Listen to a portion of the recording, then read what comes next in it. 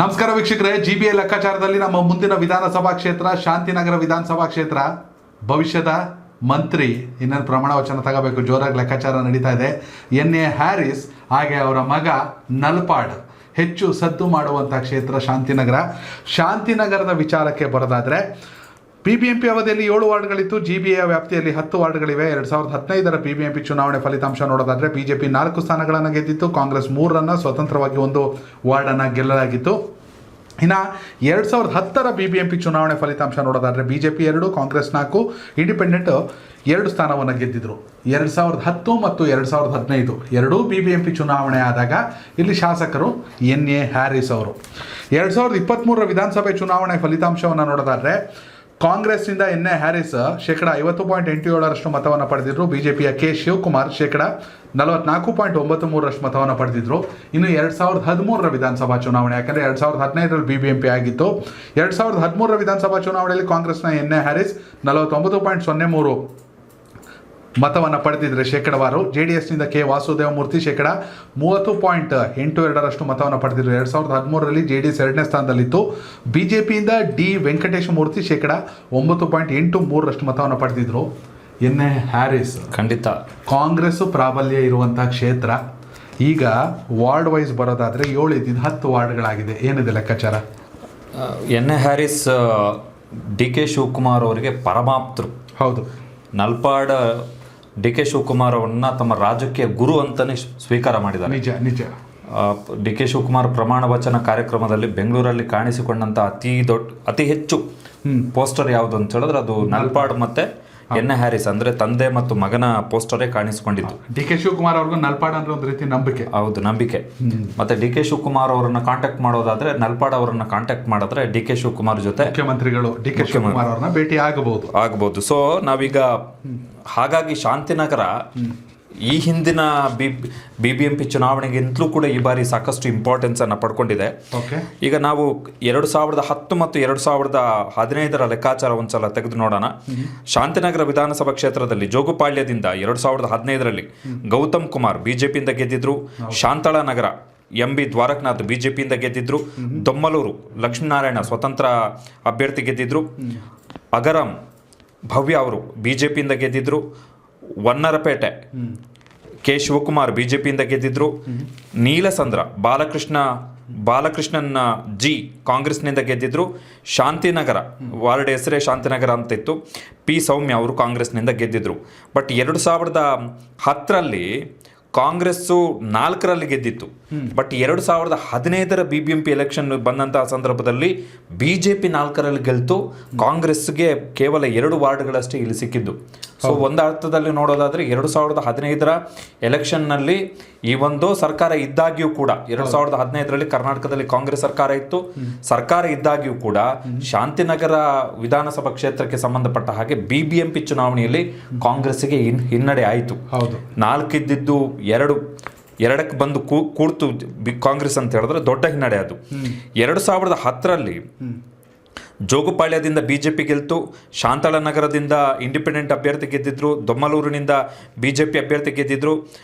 ಅಗರಂನಿಂದ ಕಾಂಗ್ರೆಸ್ನ ಅಭ್ಯರ್ಥಿ ಗೆದ್ದಿದ್ರು. ವನ್ನರ್ಪೇಟೆಯಿಂದ K. ಶಿವಕುಮಾರ್ ಅವರು ಗೆದ್ದಿದ್ರು. ನೀಲಸಂದ್ರದಿಂದ ಕಾಂಗ್ರೆಸ್ ಗೆದ್ದಿತ್ತು. ಶಾಂತಿನಗರದಿಂದ ಕಾಂಗ್ರೆಸ್ ಗೆದ್ದಿತ್ತು. ಸೊ 2010 ಮತ್ತು 2015ರ ಲೆಕ್ಕಾಚಾರಕ್ಕೆ ಬಂದಂತಹ ಸಂದರ್ಭದಲ್ಲಿ ಯೋಗಿಜಿ ಕಾಂಗ್ರೆಸ್ಗೆ ದೊಡ್ಡ ಹಿನ್ನಡೆ ಆಗಿದೆ ಈ ಕ್ಷೇತ್ರದಲ್ಲಿ. ಹೌದು, BJPಗೆ ದೊಡ್ಡ ಮೇಲುಗೈ ಆಗಿದೆ ಈ ಕ್ಷೇತ್ರದಲ್ಲಿ. ನಿಜ. ಇಲ್ಲಿ ಒಟ್ಟಾರೆ ಈಗ 7 ಇದ್ದಿದ್ದು 10 ವಾರ್ಡ್ಗಳಾಗಿದೆ. ಅದು ಯಾವುದು ಅಂತ ಹೇಳ್ತಾ ಹೋಗ್ಬಿಡ್ತೀನಿ. ಮೊದಲನೇದಾಗಿ ದೊಮ್ಲೂರು ಹಿಂದುಳಿದ ವರ್ಗ B ಮಹಿಳೆಯರಿಗೆ, ಜೋಗುಪಾಳ್ಯ ಸಾಮಾನ್ಯ ಮಹಿಳೆ, ಅಗರಂ ಪರಿಶಿಷ್ಟ ಜಾತಿ, ಅಶೋಕ್ ನಗರ ಹಿಂದುಳಿದ ವರ್ಗ B ಮಹಿಳೆಯರಿಗೆ, ವನ್ನಾರ್ಪೇಟೆ ಪರಿಶಿಷ್ಟ ಪಂಗಡ, ಅಂಬೇಡ್ಕರ್ ನಗರ ಪರಿಶಿಷ್ಟ ಜಾತಿ, ನೀಲ್ಸಂದ್ರ ಹಿಂದುಳಿದ ವರ್ಗ A ಮಹಿಳೆಯರಿಗೆ, ಆಸ್ಟಿಂಗ್ ಟೌನ್ ಹಿಂದುಳಿದ ವರ್ಗ A, ವಿನಾಯಕ್ ನಗರ ಸಾಮಾನ್ಯ ಮಹಿಳೆ, ಶಾಂತಿನಗರ ಹಿಂದುಳಿದ ವರ್ಗ B. ಇಲ್ಲಿ BBMP ಚುನಾವಣೆಯಲ್ಲಿ BJP ಮತ್ತು JDS ಪ್ರಾಬಲ್ಯವನ್ನು ಸಾಧಿಸಿತ್ತು. ಹಿಂದೆ ಒಟ್ಟು 10 ವಾರ್ಡ್ಗಳಂತ ನೋಡಿದ್ರೆ ನಾನು ಒಂದಷ್ಟು ಇನ್ಫಾರ್ಮೇಷನ್ನ ಕಲೆ ಹಾಕಿರೋ ಪ್ರಕಾರ ಶಾಂತಿನಗರ, ಜೋಗುಪಾಳ್ಯ ಅಥವಾ ಅಶೋಕ್ ನಗರ, ಆಸ್ಟಿಂಗ್ ಟೌನು, ದೊಂಬ್ಳೂರಲ್ಲಿ ತುಂಬ ಮುಖ್ಯವಾದಂಥ ವಾರ್ಡ್ಗಳು. ಈಗಾಗಲೇ ಗೌತಮ್ ಅವರ ಹೆಸರನ್ನು ಹೇಳ್ತಾ ಇದ್ರಿ. ಅವರು ಜೋಗುಪಾಳ್ಯ ವಾರ್ಡಿಂದನೇ ಕೂಡ ಸ್ಪರ್ಧಿಸ್ತಿದ್ದವರು. ಹಿಂದೆ ಮೇಯರ್ ಕೂಡ ಆಗಿದ್ರು ಗೌತಮ್ ಕುಮಾರ್ ಅವರು. ಆದರೆ ಈಗ ವಾರ್ಡು ಮಹಿಳೆಯರಿಗೆ ಮೀಸಲಾಗಿದೆ. ತುಂಬ ಇಂಪಾರ್ಟೆಂಟು. ಯಾಕಂದರೆ 2 ಸಲ ಕಾರ್ಪೊರೇಟರು, 1 ಸಲ ಮೇಯರ್ ಆಗಿದ್ದವರು ಗೌತಮ್ ಕುಮಾರ್. ಈಗ ಅವ್ರ ಪತ್ನಿನ ಇಳಿಸ್ಬೇಕು ಅಂತ ಇದ್ದಾರೆ. ಆದರೆ ಅವ್ರಿಗೂ ಕೂಡ ಹೆಚ್ಚು ಕಡಿಮೆ 50 ವರ್ಷ ಆಯ್ತಾ ಬಂತು. ಯುವಕರಿಗೆ ಅವಕಾಶ ಸಿಗಬೇಕು, ಬಿ ಜೆ ಪಿಲಿ ಯುವಕರಿಗೆ ಅವಕಾಶ ಸಿಗಬೇಕು ಅನ್ನೋ ಚರ್ಚೆಗಳು ಜಾಸ್ತಿ. ಹೀಗಾಗಿ ಬಿ ಜೆ ಪಿಲಿ ಈ ಬಾರಿ ಯುವಕರಿಗೆ ಅವಕಾಶ ಸಿಗಬೇಕು ಅನ್ನೋ ಲೆಕ್ಕಾಚಾರದಲ್ಲಿ ಬಿ ಜೆ ಪಿಲಿ ಕೇಶವ್ ಕುಮಾರ್ ಅಂದ್ಬಿಟ್ಟು ತುಂಬ ಆ್ಯಕ್ಟಿವ್ ಆಗಿದ್ದಾರೆ. ಅವರ ಪತ್ನಿ ಮಹಿಳಾ ಮೀಸಲಾತಿ ಇರೋದ್ರಿಂದ ಅವ್ರಿಗೆ ಅವಕಾಶ ಸಿಗಬೇಕು ಅನ್ನೋ ಲೆಕ್ಕಾಚಾರಗಳು. ಅವರು ಕೂಡ ಅಡ್ವೊಕೇಟು, ಚೈತ್ರ ಅನ್ಕೋತೀನಿ ಅವ್ರ ಹೆಸರು. ಹೀಗಾಗಿ ಜೋಗುಪಾಳ್ಯ ವಾರ್ಡಲ್ಲಿ ಗೌತಮ್ ಕುಮಾರ್ ಪತ್ನಿ ವರ್ಸಸ್ ಕೇಶವ್ ಕುಮಾರ್. ಯಾಕಂದರೆ ಇವರು ತೇಜಸ್ವಿ ಸೂರ್ಯ ಗ್ಯಾಂಗಲ್ಲಿ ಗುರ್ತಿಸ್ಕೊಳ್ಳೋ ಅಂಥವ್ರು. ಅವ್ರ ಪತ್ನಿಗೆ ಅವ್ರು ಟ್ರೈ ಮಾಡ್ತಾ ಇದ್ದಾರೆ, ಚೈತ್ರ ಅವ್ರಿಗೆ. ಇದು ಜೋಗುಪಾಳ್ಯದ ಲೆಕ್ಕಾಚಾರ. ಜೋಗುಪಾಳ್ಯದಲ್ಲಿ ಕಾಂಗ್ರೆಸ್ನಿಂದ ರಮೇಶ್ ರೆಡ್ಡಿ ಅವರ ಹೆಸರು ಮುಂಚೂಣಿಯಲ್ಲಿದೆ. ಇಲ್ಲಿ ನಾವು ಯಾರು ಅಭ್ಯರ್ಥಿಗಳ ಹೆಸರನ್ನು ಹೇಳ್ತಿಲ್ಲ, ಆಕಾಂಕ್ಷಿಗಳ ಹೆಸರನ್ನು ಹೇಳ್ತಾ ಇಲ್ಲ. ಆಕಾಂಕ್ಷಿಗಳಲ್ಲಿ ಯಾರು ಮುಂಚೂಣಿಯಲ್ಲಿದ್ದಾರೆ ಅನ್ನೋ ಲೆಕ್ಕಾಚಾರಕ್ಕೆ ಬರೋದಾದರೆ, ಈಗೇನು ಬಿ ಜೆ ಪಿಲಿ ಎನ್ ಎ ಹ್ಯಾರಿಸ್ ಅವರ ವಿರುದ್ಧ ಸೋತರು ಶಿವಕುಮಾರ್, ಅವ್ರ ಅಣ್ಣ 96ಅಲ್ಲಿ ಜೆ ಡಿ ಎಸ್ಸಿಂದ ವಾಸುದೇವ ಮೂರ್ತಿ ಅವರು ಇಲ್ಲಿ ಮೇಯರ್ ಆಗಿದ್ದರು, ಜೆ ಡಿ ಎಸ್ಸಿಂದ 96ಅಲ್ಲಿ. ಹೀಗಾಗಿ ಜೆ ಡಿ ಎಸ್ಗೆ ಕೂಡ ಇಲ್ಲಿ ಇತಿಹಾಸ ಇದೆ ಅಂತ ಹೇಳ್ಬೋದು.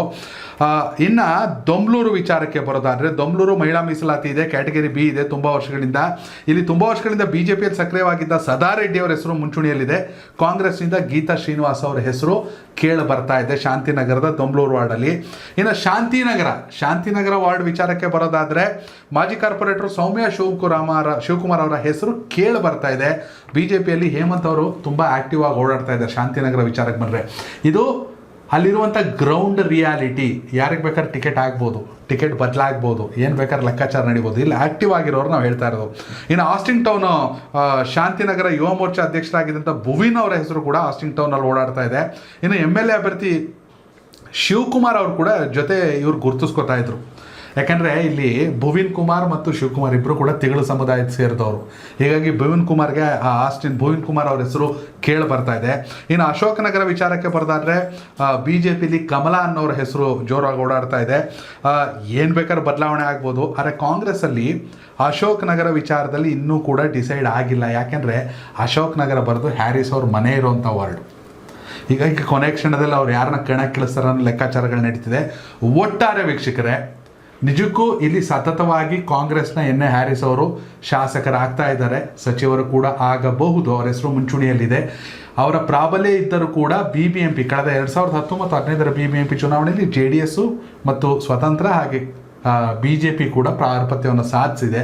ಹೀಗಾಗಿ ಏನಂತೀರ ಅಕ್ಷಯ್, ಕೊನೆಯದಾಗಿ ಶಾಂತಿನಗರದ ಬಗ್ಗೆ? ಖಂಡಿತವಾಗಿ. ಆಮೇಲೆ ನೀವು JDS ಬಗ್ಗೆ ಮೆನ್ಷನ್ ಮಾಡಿದ್ರಿ. ಹೌದು, JDS ಅವರು ಒಂದಿಷ್ಟು ಇಲ್ಲಿ ಟ್ರೈ ಮಾಡಬಹುದು. ನಿಜ.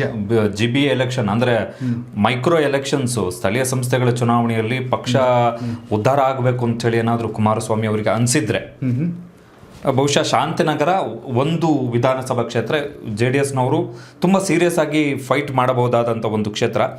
ಬಟ್ ನಾವು ಆರಂಭದಲ್ಲೇ ಒಂದು ಲೆಕ್ಕಾಚಾರವನ್ನು ನೀವು ಕೊಟ್ಟರೆ, ನಾನು ಕೊಟ್ಟೆ. ಏನು ಅಂತ ಹೇಳಿದ್ರೆ 2010 ಮತ್ತು 2015ರಲ್ಲಿ ಆದಂತಹ ವ್ಯತ್ಯಾಸ ಇದೆಯಲ್ಲ, ಅದು ಹ್ಯಾರಿಸ್ ಅವರಿಗೆ ದೊಡ್ಡ ಸವಾಲು. ಅವರು ಮಂತ್ರಿ ಆಗ್ತಾರೆ, ಬಹುತೇಕ ಖಚಿತ ಆಗ್ತಾ ಇದೆ ಅವರು ಮಂತ್ರಿ ಆಗುವಂಥದ್ದು. ಮಂತ್ರಿ ಆದರೆ ಅವರಿಗೆ ಶಾಂತಿನಗರದಲ್ಲಿ ಮ್ಯಾಕ್ಸಿಮಮ್ ನಂಬರ್ ಆಫ್ ವಾರ್ಡ್ ಅನ್ನು ಅವ್ರು ಗೆದ್ಕೊಂಡು ಬರಲೇಬೇಕಾಗತ್ತೆ. ಸೊ ಕನಿಷ್ಠ 8 ಗೆಲ್ಲಬೇಕು. ಸಚಿವರಾಗಿ ಅವ್ರ ಕಣಕ್ಕಿಳಿದ್ರೆ ಚುನಾವಣೆ ಮಾಡಿದ್ರೆ. ವೀಕ್ಷಕರು, ನೀವು ಶಾಂತಿನಗರ ವಿಧಾನಸಭಾ ಕ್ಷೇತ್ರದ ಮತದಾರರಾಗಿದ್ದರೆ ದಯವಿಟ್ಟು ಕಾಮೆಂಟ್ ಮೂಲಕ ತಿಳಿಸಿ. 10 ವಾರ್ಡ್ಗಳಲ್ಲಿ ಈ ಬಾರಿ, ಮುಂಚೆ 7 ವಾರ್ಡ್ ಇತ್ತು, ಈಗ 10 ವಾರ್ಡ್ಗಳಲ್ಲಿ ಯಾವ ಪಕ್ಷ ಎಷ್ಟು ಸ್ಥಾನವನ್ನು ಗೆಲ್ಲುತ್ತೆ ಅಂತ. ಧನ್ಯವಾದಗಳು.